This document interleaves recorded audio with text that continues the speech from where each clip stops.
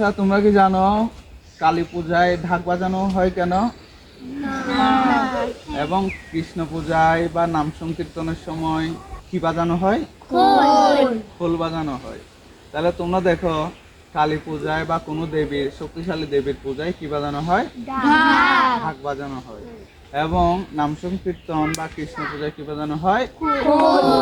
কি জন্য বাজানো হয় তোমরা কি জানো? দেখো, আমরা সংসারী মানুষ না? সংসারী মানুষরা সংসারে থাকাকালীন সময়ে কালীর মতো শক্তিকে আয়ত্ত করতে পারবে? আমরা জানি কালী কিসের দেবী?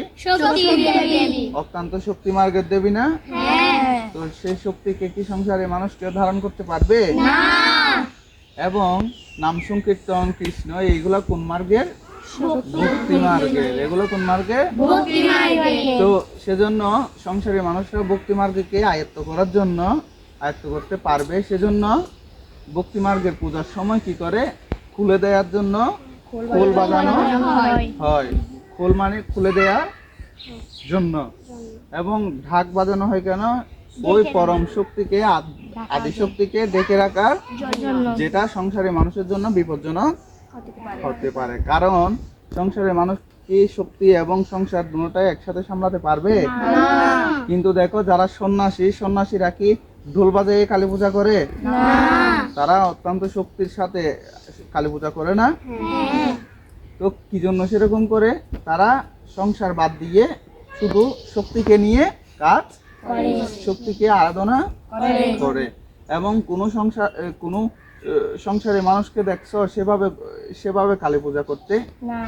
না, দেখবে না। কারণ সংসারী মানুষরা সেভাবে কালী পূজা করতে পারবে এবং কোন সন্ন্যাসীকে দেখছো নাম সংকীর্তন করতে?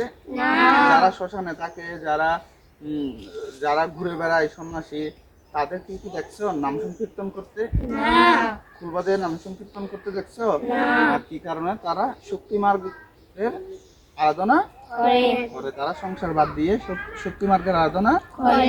তো সেজন্য সংসারে মানুষরা যখন কালী পূজা বা দেবীর পূজা করে তখন কি করে?